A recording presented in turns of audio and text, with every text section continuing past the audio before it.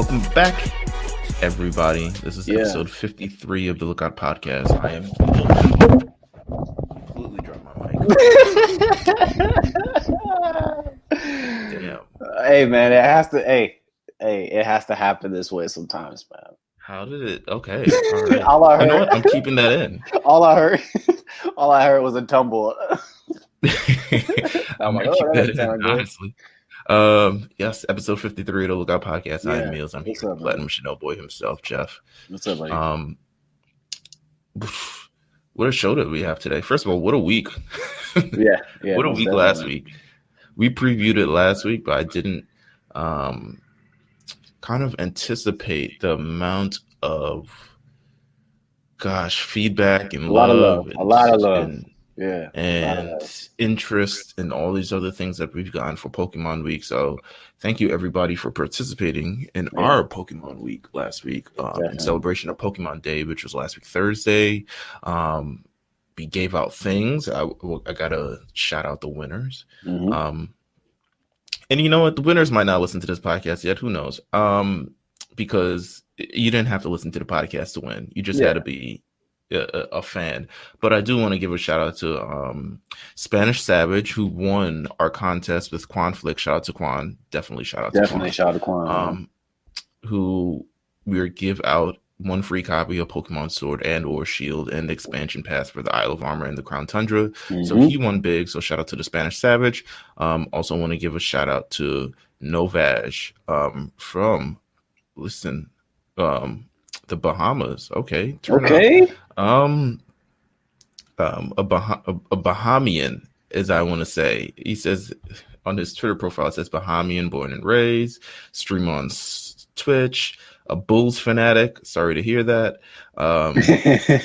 Bronx Bomber, gamer, anime fan. Nonetheless, he won. He won the 3 shinies. I gave it to him last week Friday. It was amazing. Shinies in Bahamas. Let's go. 3 shinies of Sobble, Grookey, and Squirrelbunny. So shout out to him and shout out to everyone for just continuing to support during Pokemon Week. That was amazing. We got a ton of followers from it. And they stayed, it looks like it so far. And that's another beautiful thing. Yeah, they haven't realized yet that they haven't. No, I'm kidding. But, that was incredible. So shout out to everybody who just participated in that. But yeah, once again, man, big episode this week.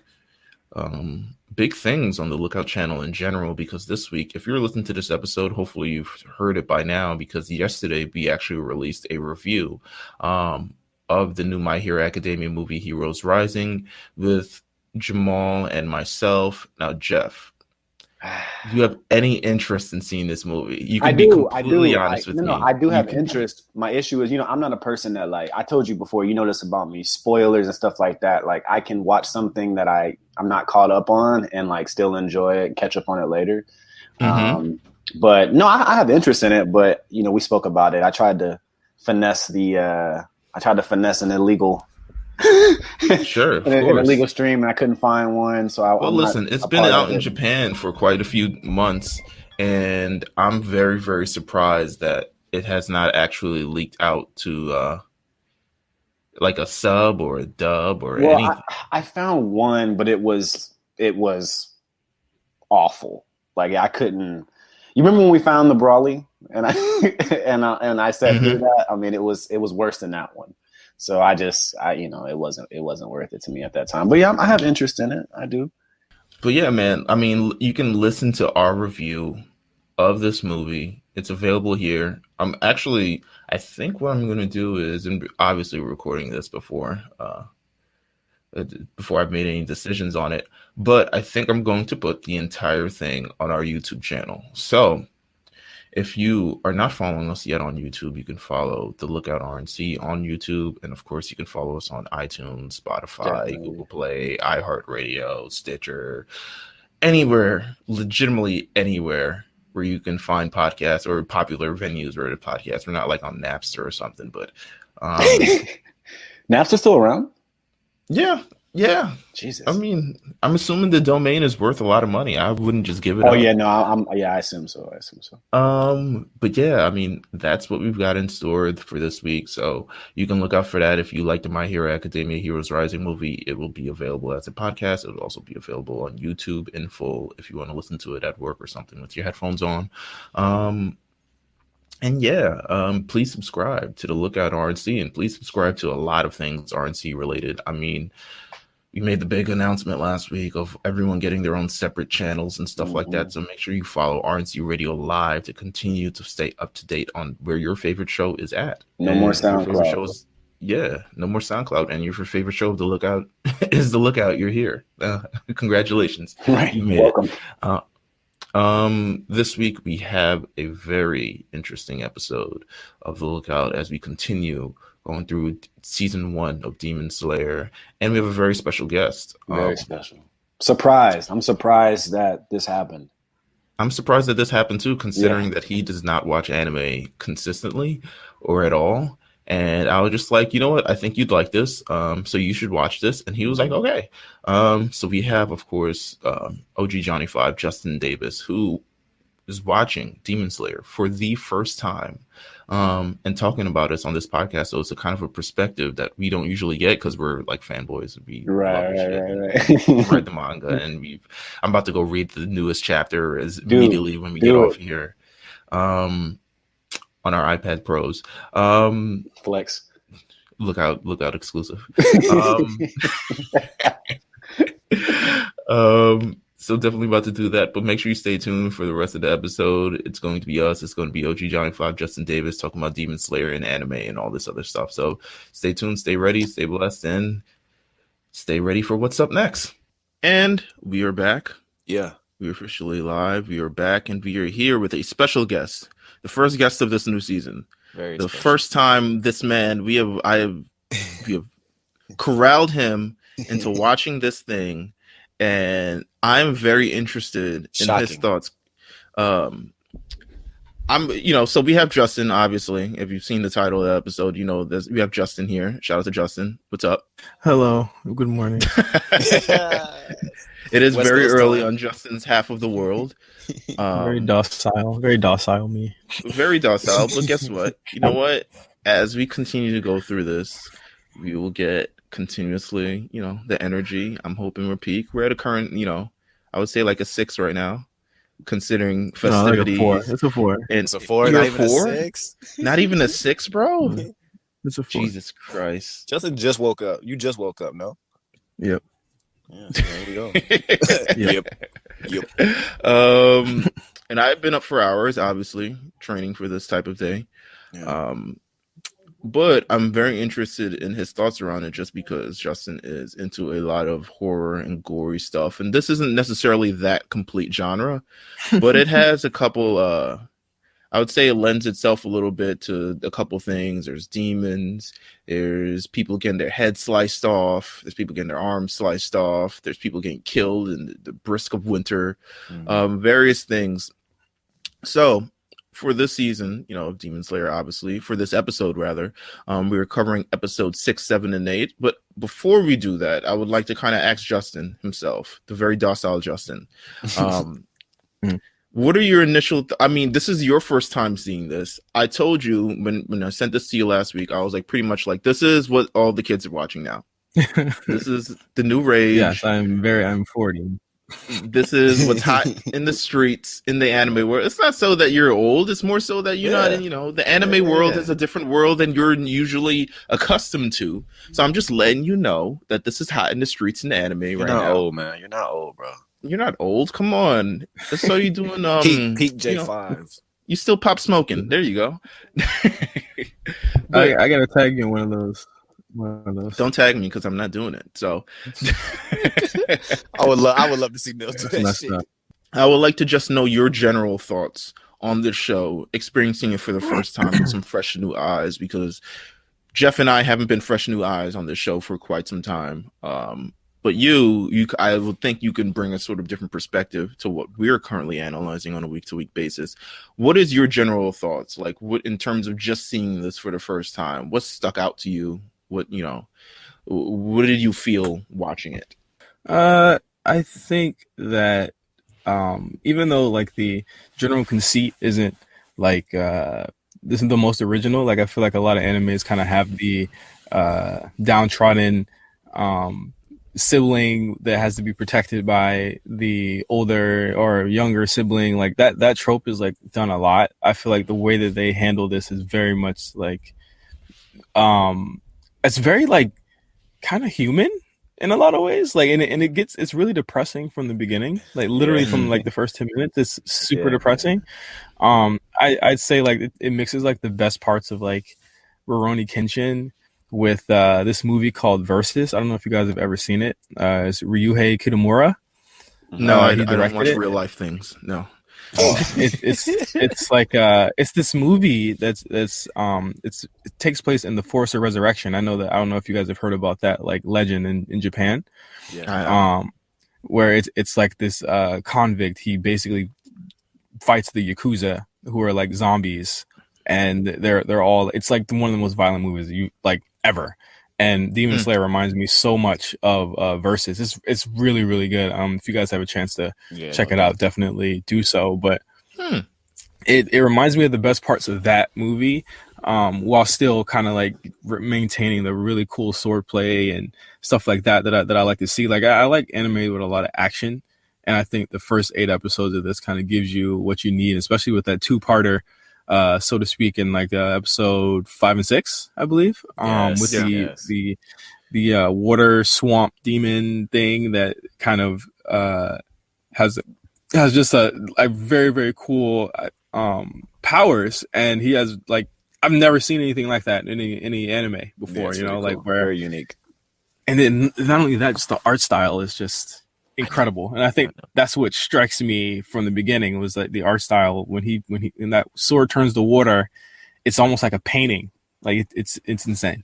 In regards to that, I mean, all of it is, we've talked about this in previous episodes before, but this is one of the most popular animes in Japan currently, especially from a manga standpoint. It's like selling off the shelves. The show has become more popular. There's a highly anticipated movie, and the thing is like we kind of appreciate what they're kind of doing with the movie from a standpoint, because season 1 has just been the show and we've gotten as far as we got. But season 2 is essentially part of season 2, at least, was going to become, I don't actually know if it'll actually be season 2. Let me not say that. But the following next step after this season ends, there's an arc that's going to be created into just a movie itself. It's short enough to become a movie, but still very heavy enough to be very important throughout the series. And it's incredible. It's a major point through the series in terms of kind of, they're following a proper blueprint with, you know, making sure that the movie does lead. I think they did confirm that the movie does lead into the new arc. Like, you know, that is the secondary arc, but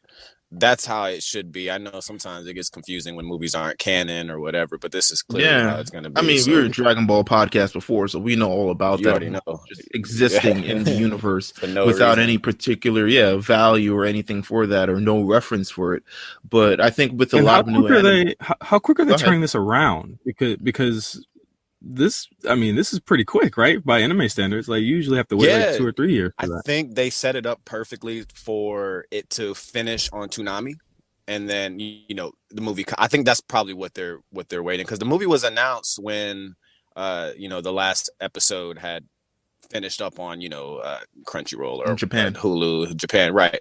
And then they did the preview of the film. And then of course they announced it on Toonami. So they got everything in order, which is very like, it's pleasing to fans, because you know how it is. Sometimes you do, like you said, you got to wait a while, or it's just so out of touch. So we are talking about episodes 6, 7, and 8 for this episode. It starts off pretty. You know what? I like the way that it kind of started off with action, and it's kind of like, while Tanjiro, his first time kind of like fighting was against that major demon during the exam. We finally get to see him go on a mission and really kind of like, you know, fuck people up. So the first bit that we got in this first mission arc is Tanjiro and Nezuko versus the swamp demons. As we've talked about, this shit just looks so cool, just in general. So I mean, it's the way that it's done is it's actually at first it's confusing. You're trying to figure out what the hell is even like happening. But they do it so well, and it's so pleasing to watch. I think, like I said before, like that's like one of the best things about the show. Justin mentioned it again. Like already, getting his perspective on it is important, because it's like sometimes we do this consistently, so it's like it's easy to get excited about something we've never seen before. So having Justin talk about it from his perspective and saying like visually this shit is like really it's pleasing to watch, and that's these episodes are really good. Yeah, I mean, even just simple. I think a lot of times one thing that takes me out of anime now when I watch it, is that they kind of slack. I think on like just like maybe like secondary characters, tertiary characters, like people that don't really matter. I feel like everyone has like their own thing. I think there's like one. I think was it like episode 1 or 2 where he's like, he wants to get the materials for the basket, and he wants to pay the guy. 2. And that part is just so subtle but really funny, the way that they even animate him slapping the money in his hand, like take the money right now. Like it has its own visual style that you've never seen in any other anime before. Like and that's where in episodes like 6, 7, and 8, the visual flair really comes out, because you get to see him do a lot more stuff with the sword than he did during the training. Right. And in also kind of a standpoint of the general, just the gist of it. It's like a very simple plot. Like, okay, there is there's girls being abducted in the town. We need you to go and we need you to slay the demons. Right? They're eaten. Yes. Not just abducted. I mean, I had a joke about this, and then I'm just gonna ignore it. But I think we're all thinking the same thing.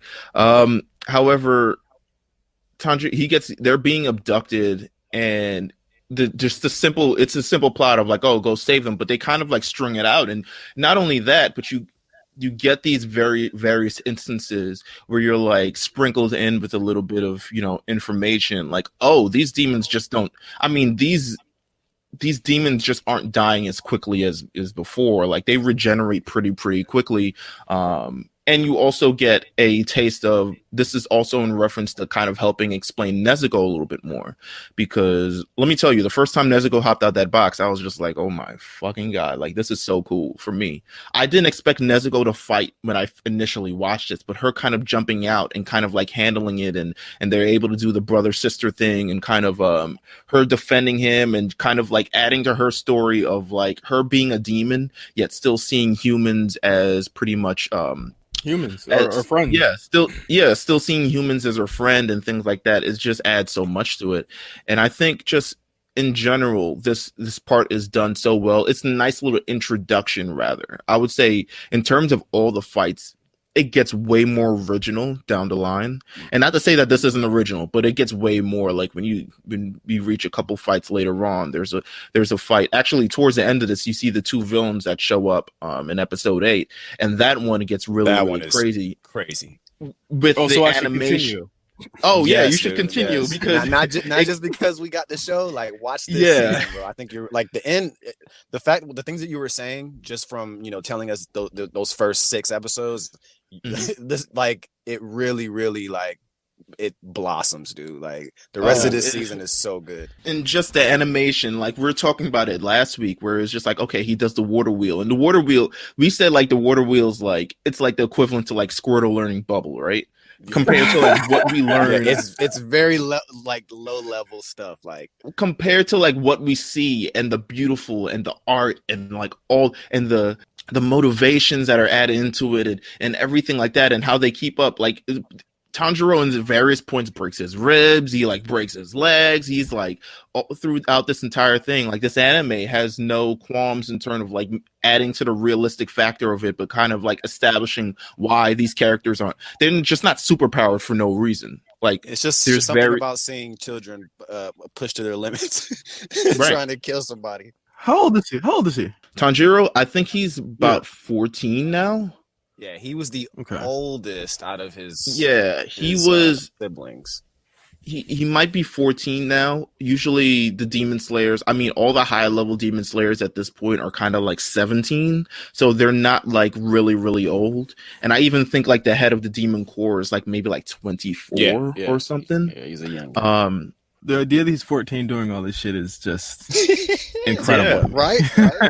He's going through and so especially much. considering, I mean, we talked about the first few episodes, like 18 months goes by.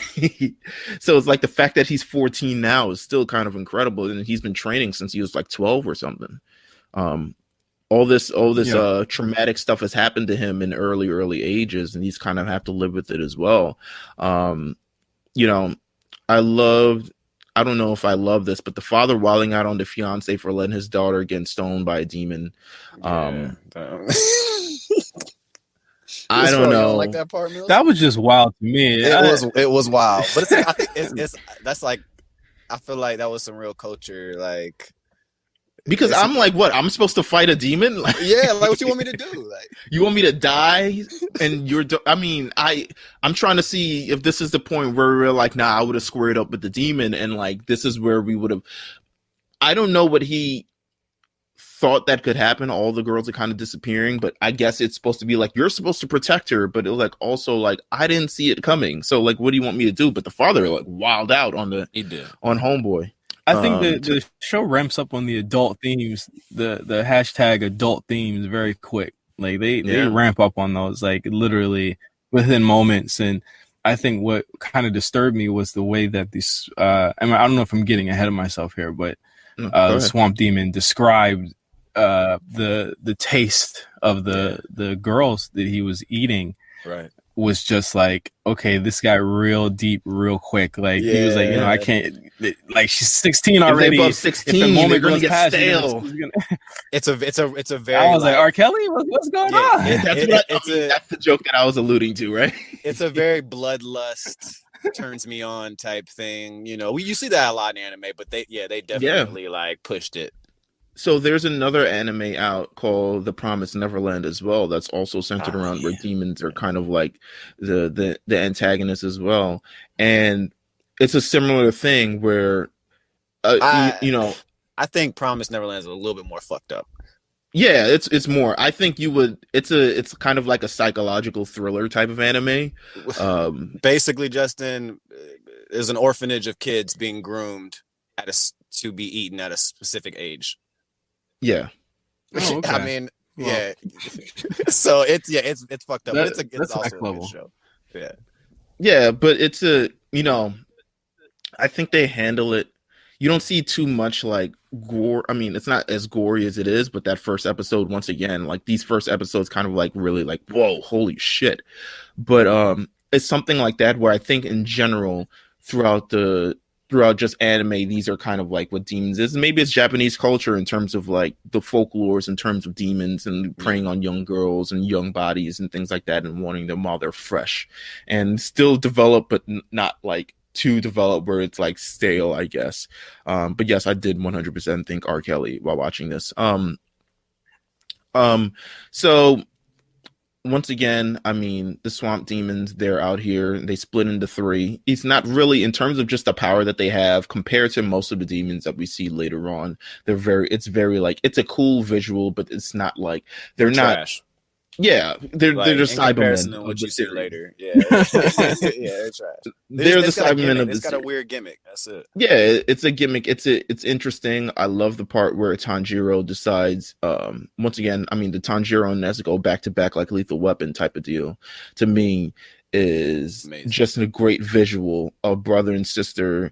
Really, all they've got is each other, and they're just fighting back to back, and it's just an amazing visual. Yeah. I think. Especially when she hopped out the box, I said, "Oh, okay, that's what this is about." I'm gonna coop with the box. Oh my gosh, she hopped out the. But here's the thing: that like, really is the box. Yeah, truly.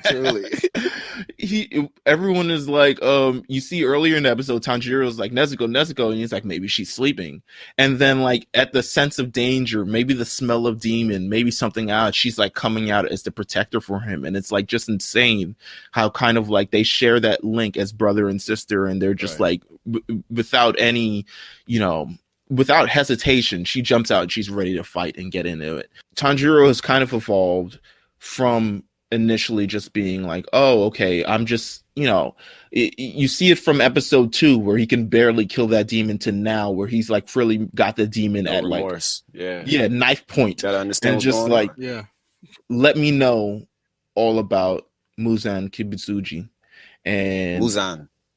it's even the demon. You get a hint of how fearsome Muzan is just from the way that this demon is reacting, because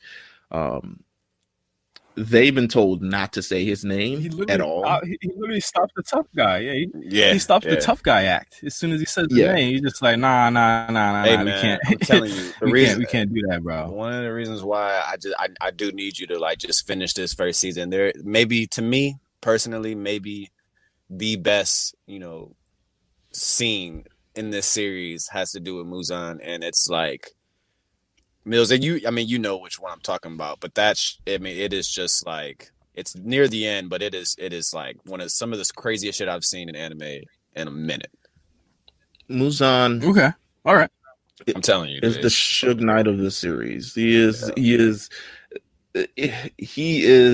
the king of death row, the king of the demons. He is everything. He is the big evil. And at this point now, we're going to 100% just talk about Muzan in general, because he's introduced in the latter part of episode 7 in a very interesting way, because, you kind of get a little bit of the backstory once you kind of understand what Muzan is about, especially when you figure out that he is the demon, he is the only demon up to this point who can turn other people into demons with his blood, which means he was the one who turned Nezuko into a demon, which means he was the one who killed Tanjiro's family.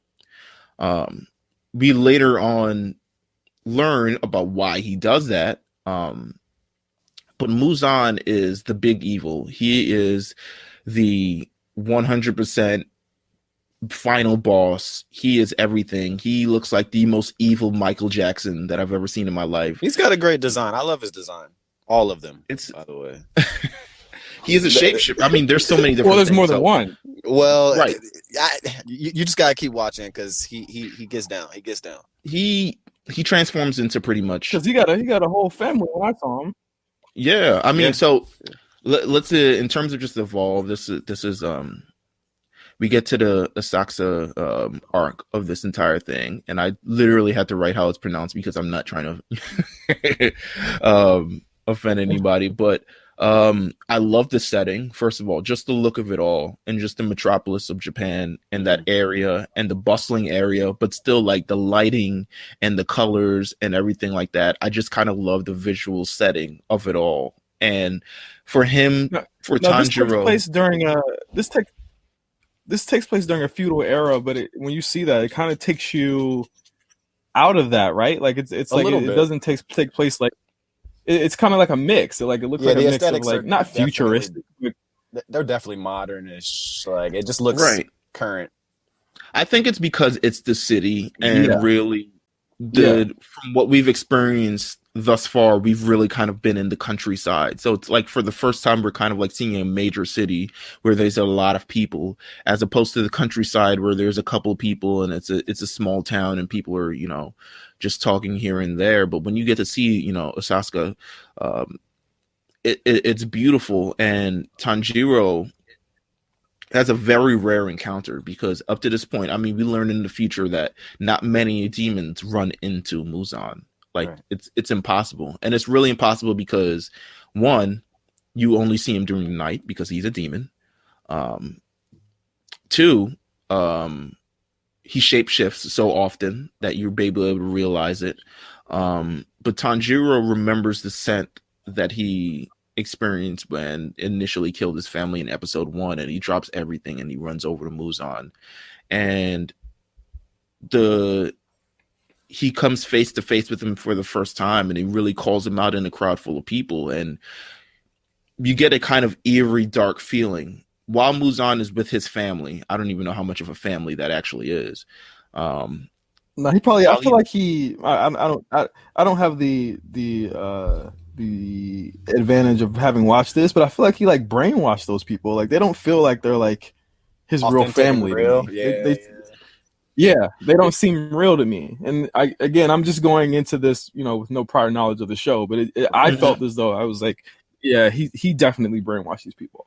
Yeah, I think, it's weird because he is a demon who shapeshifts. He's a demon who deals with a lot of things as well, but also, I mean, I would say in terms of what his true form is, this is probably the closest kind until we see the truest of all forms. Mhm. But I could see that as well. That's not really his family because really they aren't really established much later on throughout the series. I No, don't even they're think we not. go back to them We at all. we don't. Um, so for them being there and Tanjiro kind of freezing because he's like, oh, there's a human mother. He's like, yo, he's acting like a human. He That's lost his insane. composure after that. Yeah, he lost his Yeah. composure a little bit after that. That's insane that he's acting like he with a family and a mother and a daughter while he's out here like destroying families. He destroyed my family. And he's out here with a human wife and a human daughter just kind of parading around. And it's like it takes all of Tanjiro, I don't know, to just kind of like freeze right there because he doesn't want to become kind of the monster that he knows Muzan is. But it's crazy. It's a nice like reversal of characters there where he is hell bent on destroying him to a point where he nearly, like you said, becomes that monster. And it also fucks him up because it's like, hey, like not only is he destroying families and having one, but he's literally he's seeing how the wolf can hide in sheep's clothing, so to speak. Like this is how he walks among them. He was that's how he walks shopping, among us. He was like, I don't know this nigga. I don't know who you are. I've never seen this man. Never seen this kid before. I don't know. I'm trying to go to dinner. Let's go. Muzan, just in general, demon progenitor. He is the first demon that has ever existed, and he has lived for thousands of years. The first thing that he notices, and probably the most significant thing that he notices on Tanjiro, is the Harafuda earrings, and that kind of like, while it's very, very small and subtle, it's a very, super major important part of the show. That'll probably actually be established more in the movie than anything.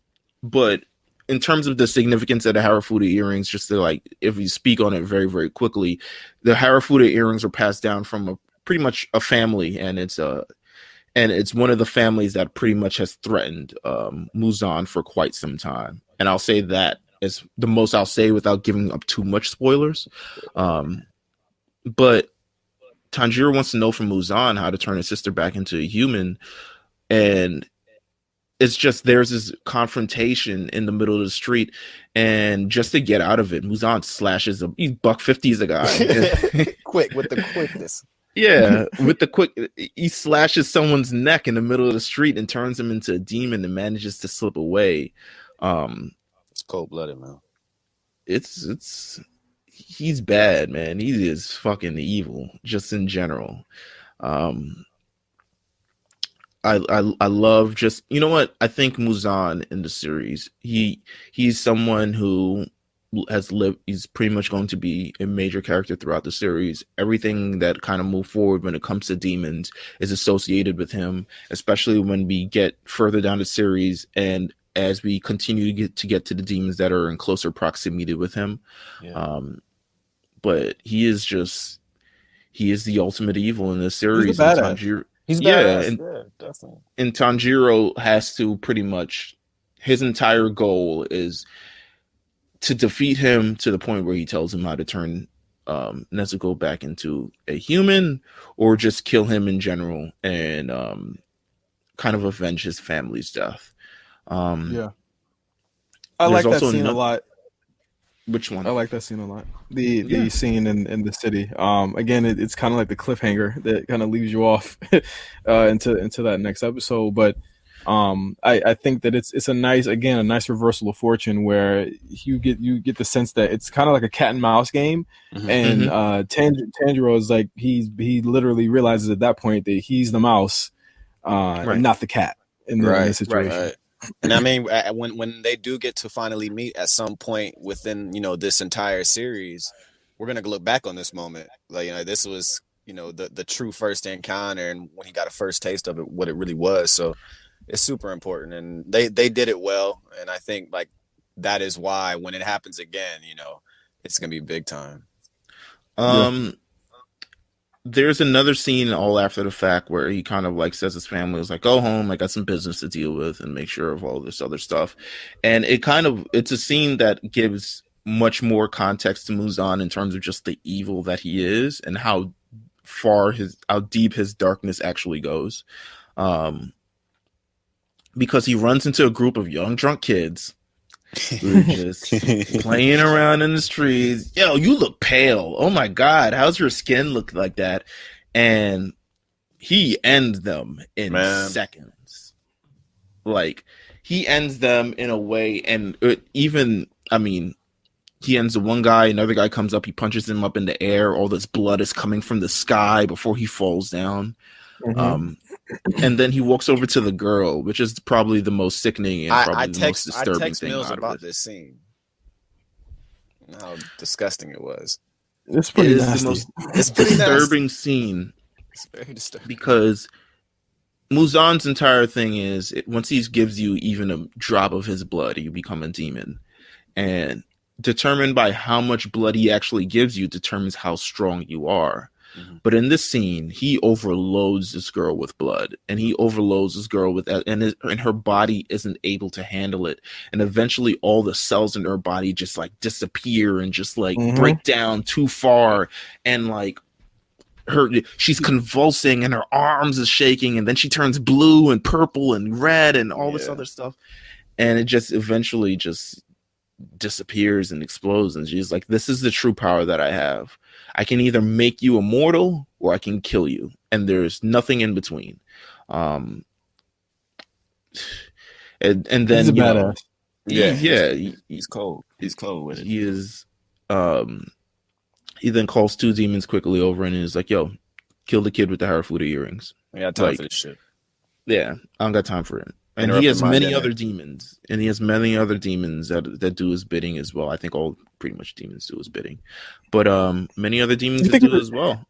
Do you think he's afraid of Tanjiro? Like, do you think he's like, this kid, he knows who I am, he can smell me, he has unearthed? Because I don't think there's many people that can see him on the street and know who he is. Right. I think that did shake him a little bit, although he kept his composure. But yeah, seeing someone basically call him out for who he was, even though obviously he's not going to admit it. I'm sure I don't know if I want to use the scared or afraid, but it definitely it startled him a little bit. He's like, I got to do something about this regardless, because I'm not about to have nothing mess up anything I got going on.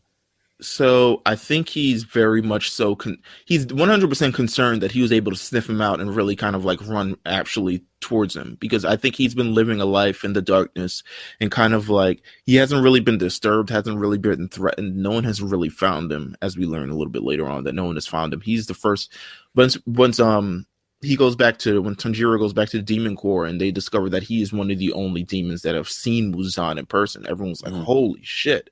Yeah. Like, that's crazy. In terms of actually afraid, it gets opened up a little bit more, especially if you're at the point currently now in the manga where they're having this showdown. But he gets opened up a little bit more, and you see that it's the Harafuda earrings. I was about to say, if he didn't see the earrings, maybe he would have handled it differently. The Harafuda earrings were held by a warrior that almost killed Muzan.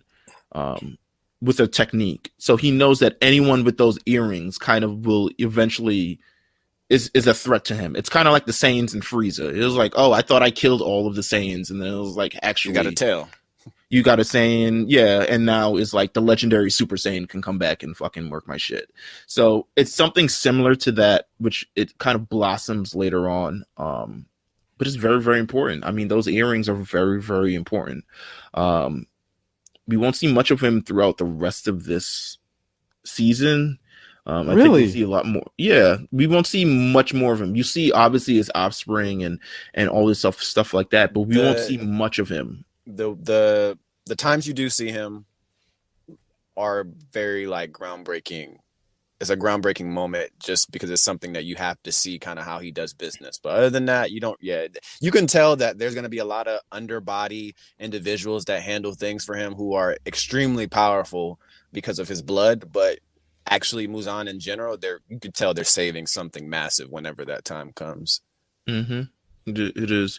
It is the Demon Core is essentially the Demon Core, which is the core of Demon Slayers.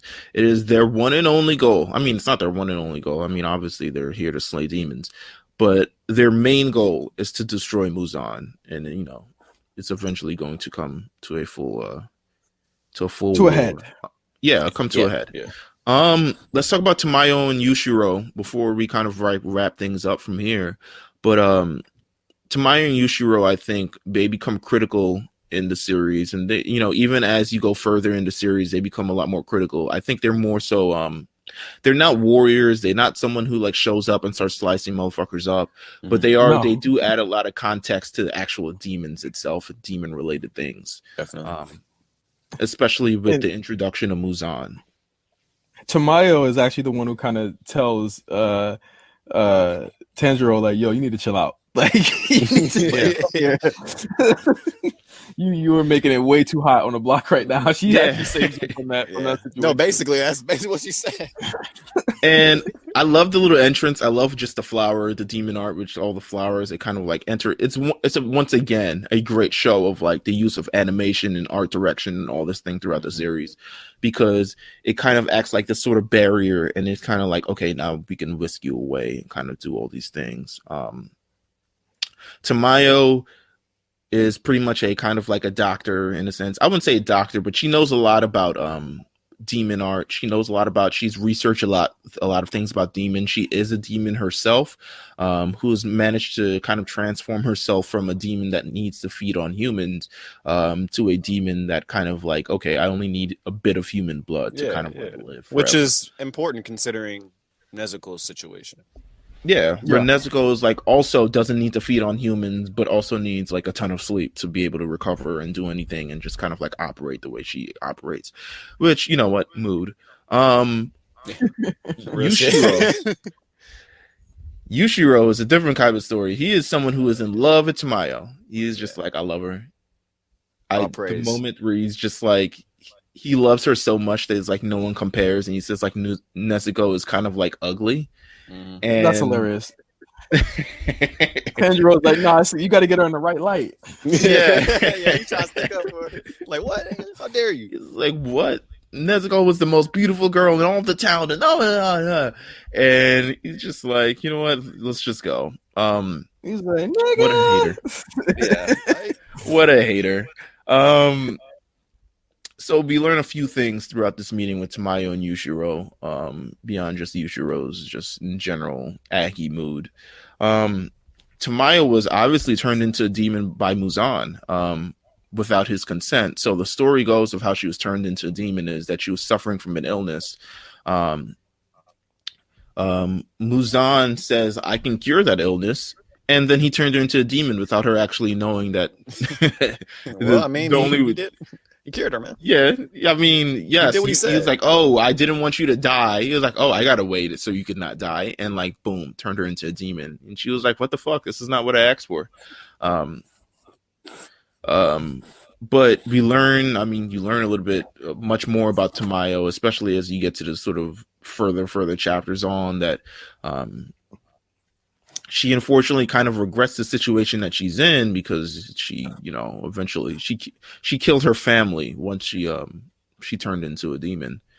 I did like the introduction of these two. I do feel like the one thing I don't know if it's an issue with the series as a whole so far is that it's so fast. Like I'm like, hold on, I didn't even get a chance to process. Yeah, literally what a lot of things happen. A lot of things happen. I feel like that's their way of like, it's kind of like what you said with character development. They really do, like they try to make sure they give every character some type of proper, story. So you know what's going on, you know who they are just from a personality standpoint. And I think, unfortunately, because of that, things do go kind of fast sometimes. And I think they don't want to like hold the watcher on for too long, because I think we see with so many series.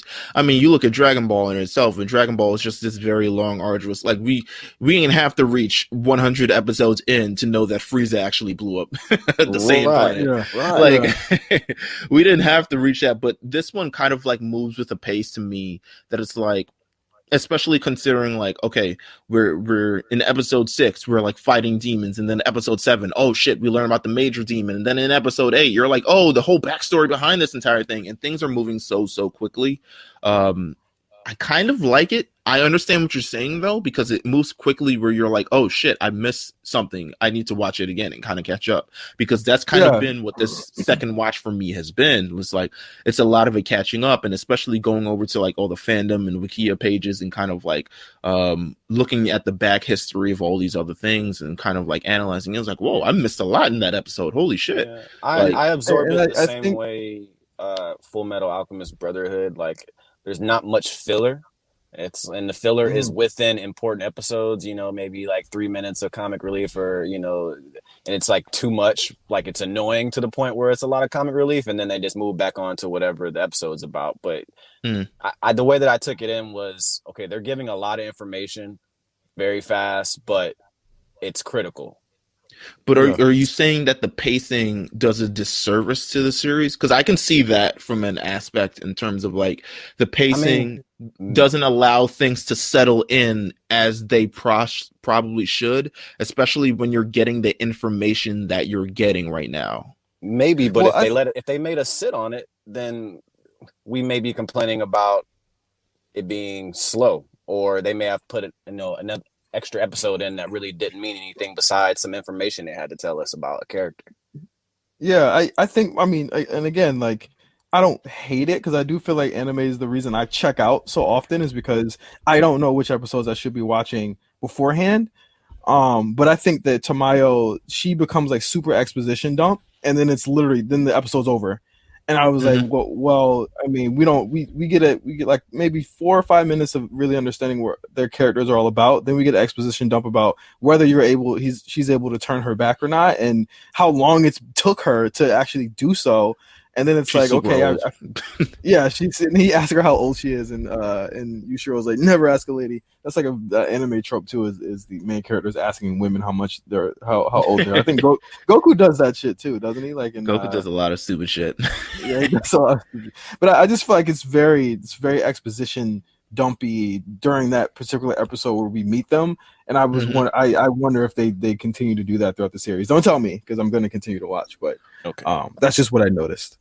I will say that, let's see, there are various points you get a lot of I can see what you're saying, and I can see without giving away too much. I guess I can see what you're saying on this entire thing. But I think it's something that's recurring, especially I talked about it, I think it was in episode 3, where just a lot happens, just like a lot from like him becoming like, this unexperienced fighter to this experienced fighter, and having to learn all about various things. Like, a lot just happens in that episode. And this is kind of another episode where a lot happens as well, despite it not being action. But I think they also wanted to quickly get back to the action. They're just like, which I can appreciate. Yeah, I can appreciate. Let's get back to some like sword. This is about Demon Slayer. Let's do that. Is there a way to turn Nezuko back into a human? I put the little Simpsons quote of short answer yes with an if, long answer no with a but. There is, in terms of God, there's some, what? It's weird because there's so much else. Like, I've fully, in terms of just watching the series, I began to love the series and just kind of like experience. And there's so much else that just like where Nezuko eventually. How can I say this without spoiling it? Please don't.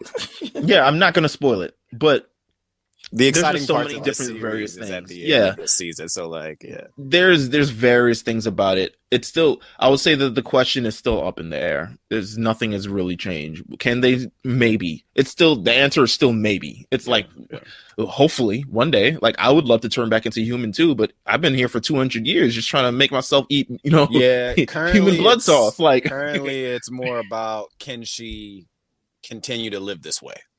Yeah. That's at least what her what her research has shown her, and she's the one who turned Tamayo into a demon, which is crazy because just thinking of that and understanding that Muzan is the only person who can turn someone into a demon, and Tamayo has found the ability to turn someone into a demon as well. It's like, wow, this is kind of how far that her research has kind of taken her, Right. and all these other stuff like that. So it's, she asked to study Nezuko's blood. Go ahead. Yeah, it's essentially Nezuko's like a ticking time bomb, right? Like, I mean, there's no telling when that spell she's under she'll snap out of it, and she'll, because the rule is, right, she's been told not to kill a human or not to kill anyone. If she does, and Tanjiro has to be able to handle it. Yeah, he has to kill her, and I think that's the big question. I don't think they said that just to leave it open. I think it's definitely going to come up later on. You're a smart guy. No So she asks for Nezuko's blood and the demon of anyone that is pretty much a demon that's in close proximity to Muzan. And look what a coincidence is. 2 demons that are in close proximity to Muzan just kind of send a fucking giant murderous dodgeball through a window. And that is the beginning of the next little arc thing, which is, to be honest with you, I thought, we got a bit of information from this. They're still holding back on a lot of information about all of this. It's the exposition dump was probably just like, I wouldn't even say it's a surface level because it goes pretty deep. But once you see it in context with a lot of different other things, it becomes like, oh shit. And that's all I can say from watching these episodes. But the next episode, we get a major handicap match between the demons and the people of the house, and it is one of the most original. So good. It is one of the most original kind of like, wow, this is what an animation budget can actually do. Yeah, it's like when you really got something behind you, it's how it's supposed to look. Yeah, it was like, supposed to look. Super Dragon Ball Super. Yeah, it's supposed to look like no duels or nothing. God. And it's crazy, right? Like you're considering like no off days on this. No, there's no off days. This looks as beautiful as it does all throughout the episode. There is no, unless when they draw the crude ones for comic effect. I know, but yeah, that's understood. That's like a that. But they take no off days. Everywhere. This is a big budget, big money. Big everything. Like these are movie scenes from Dragon Ball Super that is just ending up in episode 9. Like it is insane what they do with this fight. So I'm interested. We'll learn about that next episode. I think in the next episode we'll also see a couple other of the Demon Slayers that are introduced that were part of the original ones who passed the exam and just haven't been like fully expounded on. So we'll get into some more Demon Slayers. And they look cool because I can see them from the intro, the very beginning. Yes, they look cool. One of them is 100% not cool. And I think it'll probably be, if there's anything that will turn you off from the series moving forward, I think it'll be one of these characters because to me it is unbearable. Too horny? Too horny? No. Well, yes and no, but no. But that's not why they're annoying. Yeah, that's not about. They're one of them is like. Well, actually, I think Justin will like appreciate the reasoning behind how annoying he is. But like, it is annoying. He's hard to get through. But once you get through that point and you see like the fighter that he is, the spirit that he has, I think it makes sense. But yes, you will be annoyed. Yes. I think what we're going to do for the next set of episodes, we're going to go through 2 sets of fights in the next set of episodes. After the initial, like the one that just shows up right here, there's another fight. Once again, it is also very original. I'm talking about the one with the Jeff. Remember the house that that does the thing? Yes. Yeah. So I think we'll talk about that as well, because that's part of the introductions of the other demons as well. And, it'll be a very action-packed episode, I'll say, the next episode. But I want to thank, first of all, Justin for tuning in and also spending his time getting in depth with this anime. Very much appreciate you for doing that. Yeah. Hey, man. This is like, it's a test. You guys put me on. I want to put Justin on more things, but like it's I feel like anime has definitely taken a much more clean approach and like not bullshitting us with, 5 episodes in between to get to the important stuff. And I think that's why Demon Slayer, is something that I want to put more people on, because you get authentic all the way through, and it's no silly shit, no silly writing, and if it is, it's within the episode, not 30 minutes of bullshit. Yeah, so I No, think that's just important. you guys definitely put me on. I think I had misread Meelz' text, and I thought he just wanted me to watch 6, 7, and 8. So I watched 6, 7, and 8. And I was like, okay, so I'm just kind of jumping in here. And then he said, go back and watch 1 through 5, and I was like, oh, okay. So I mean, I didn't even complain. I just binged it all literally yesterday, and I had a blast doing so. So we hope you continue watching it. And just, I think it's right. It's kind of like within your alley as well, in terms of just like the horror, yet story, yet a bunch of great things. And it's just so well presented. There's various animes I would not have recommended you. So just with this one, I think we were like, okay, well, this seems like it could work for Justin. Like, because there's a lot of animes. For instance, I wouldn't recommend you I love My Hero Academia, but I know you probably won't love My Hero Academia. I've seen it a couple times, and I'm like, what is this garbage? I don't think you would enjoy it. Who would I think would enjoy it? Pat might enjoy it. I don't know. Pat might enjoy it. But we'll see. That's because he looks like the main character. He looks like the main character. But with that said, thank you, Justin, for coming with us on this journey again. As you can see, you can listen to both Justin and I on the A Show weekly on the A Show feed on RNC Radio. You can follow RNC Radio Live for various all updates with everything RNC. You can also follow The Lookout at The Lookout RNC on Twitter as well, getting that account off the ground. You can follow The Lookout on Instagram as well. I think I also changed it to RNC, so make sure you just look out for The Lookout on Instagram as well.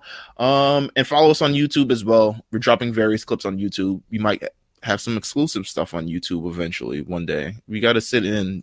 Just Jeff and I have to sit in one day and just record some funny. You may see Nezuko jumping out the box with Roddy Ricch playing in the background. So with Roddy Ricch the box.